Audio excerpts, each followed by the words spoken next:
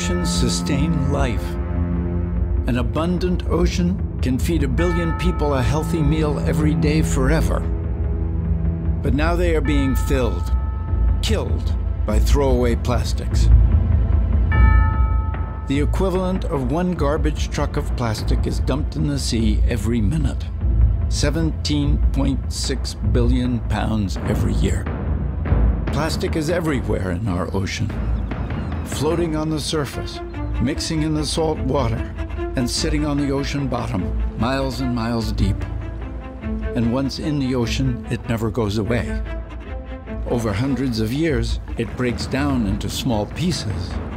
But those pieces, even the tiny ones called microplastics, are still plastic.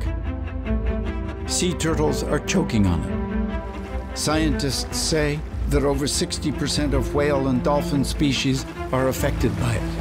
Zooplankton, the base of the ocean food chain, eat it. And so do we. It's in the water we drink. It's in our food.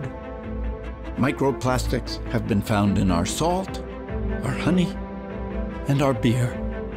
And sometimes even in the air we breathe. Companies are choosing to make something that will be used just once, from a material that lasts forever.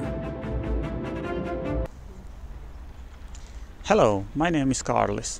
Today we will talk about a theme that affects all of us, plastic. When starting the theme, I asked myself a question. What kind of profession should a person be in order to be able to talk about plastic recycling in a scientifically correct and understandable language for the consumers? Do I have to be a chemist? Know chemical processes that make plastic bottle?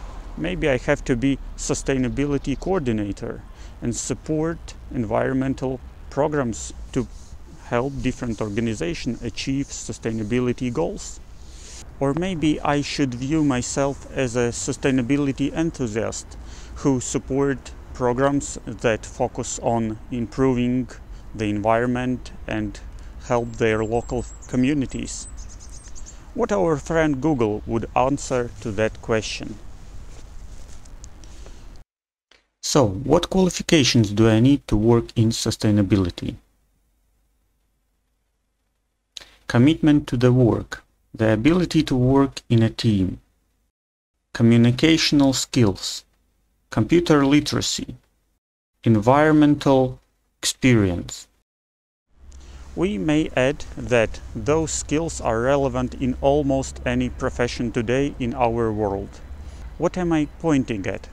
I'm a wood design specialist and I can tell you how to recycle wood products or how to be eco-friendly when working with wood. And if you are not interested in it, or you don't have tools or space or something else, just don't do it and you will cause no harm. In the case of plastic, it is a different situation. I may not be a specialist in recycling plastic, and of course I don't have specialized systems to recycle plastic, but I can't stop using it.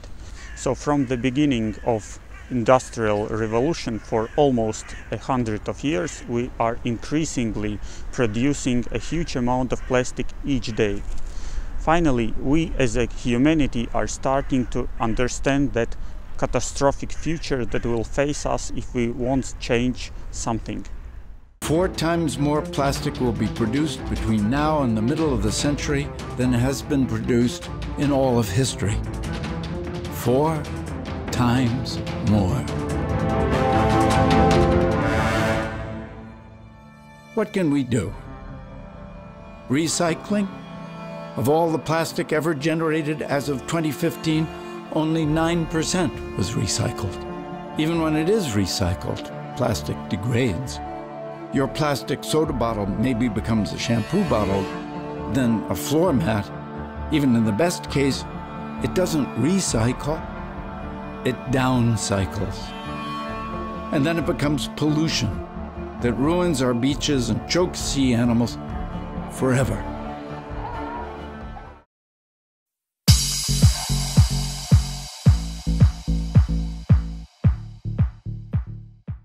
Let's take a step back and talk a little about the history of plastics.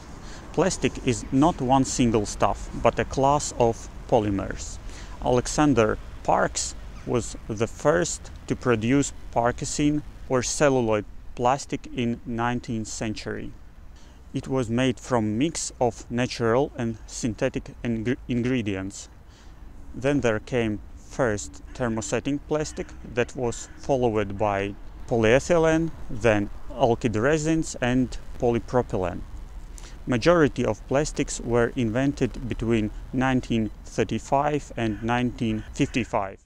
World War II inspired the invention of new plastics, used in everything from military vehicles to parachutes. Plastic lasted a long time, and plastic was perfect. It allowed us to make materials that are cheap, useful and easy to replace, with one big catch: it doesn't biodegrade. It means it can be easy to throw away, but it's very hard to get rid of. A plastic bottle in a landfill will take 450 years to break down. We make unbelievable amount of plastic, but doesn't it just get recycled?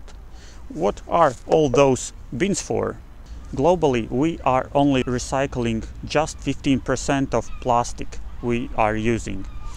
All other plastic ends up in landfills, and it will stay there for hundreds of years. There is also the question about what will we do with that plastic that we can collect, because this plastic that we can take from water is so contaminated that we can't recycle it. And remember, the lot of plastic that we can recycle just becomes more of single-use plastic that will go to landfill tomorrow. Here's 8 things we can start doing today to reduce the amount of plastic in the future. Reduce how much plastic we make and use by getting rid of unnecessary plastic stuff, not over-packaging things in too much plastic, and offering more reusable and refillable options. Substitute plastic with paper and compostables wherever we can, particularly when it comes to food packaging and flexible plastics like bags. Design more products to be recyclable. Because not every type of plastic is equally recyclable, we need to make more stuff out of the types that we can process into new stuff. This would also make recycling cheaper and more economical. Today, almost a quarter of the world's plastic waste isn't even collected. So we need to scale up waste collection, especially in lower income countries, which means giving 4 billion people access to waste management by 2040. Today, only 20% of plastic even enters the recycling pipeline, and only 15% actually gets recycled. So we have to expand recycling capacity by double. And we have to make recycling cheaper and more profitable than putting stuff in landfills. We also need to use chemistry to figure out how to convert one plastic type into another plastic type, or even convert plastic into other useful hydrocarbons like fuel. Of course, we will never be able to recycle everything. So we also need to build places to safely dispose of the rest, where it can't escape into the environment. Finally, we need to reduce the amount of waste that we export to lower income countries, where it can more easily leak into the ocean.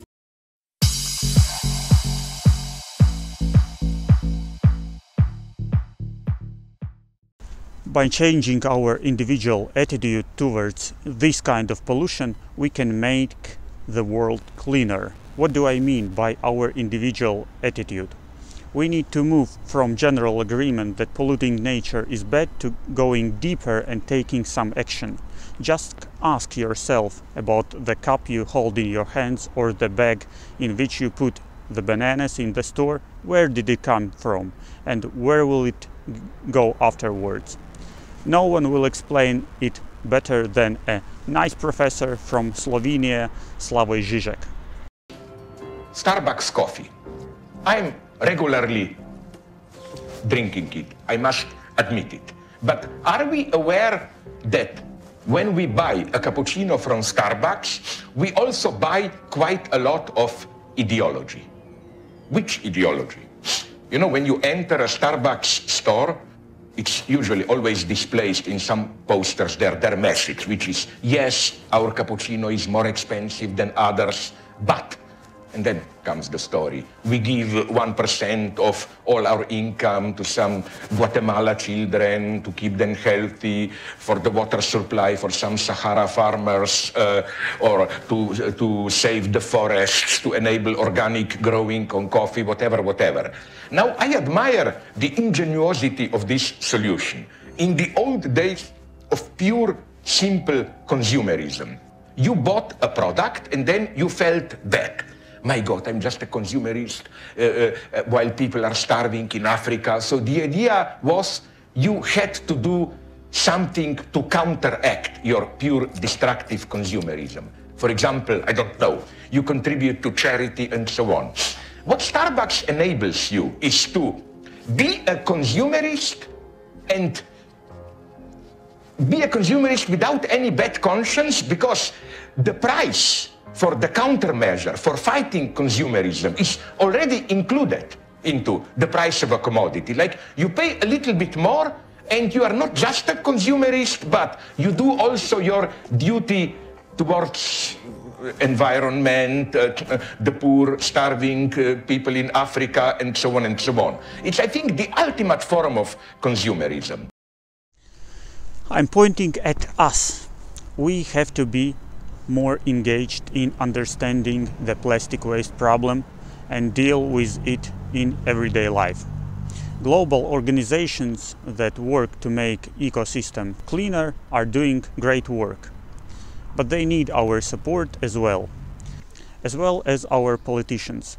The more people understand the problem, the more pressure there will be on governments to make the right decisions in the long term, the more correct course we will take, and the cleaner the future for our children will be.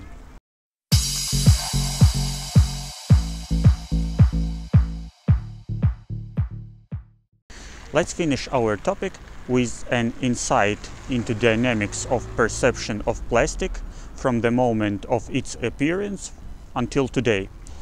As I said in the beginning, the first man-made plastic was made by Alexander Parks. It was demonstrated in the 1862 Great International Exhibition in London as a major breakthrough. The most recent exhibition of plastic came up in Stockholm, Sweden in 1923. It shows that problems of sustainability are at forefront of the designers' minds and should become increasing tendency for us as well.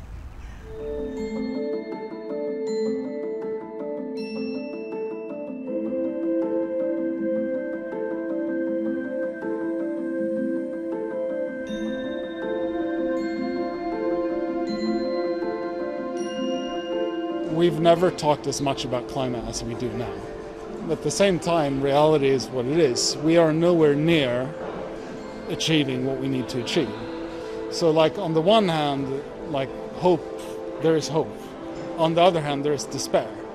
Like, we need to wake up, and this is not something we need to do in the distant future. It's something we have to act on now. We cannot resolve this issue just by ourselves. It's a global problem, so talk about it with your friends and family. Your voice matters, and your choice can make a difference here.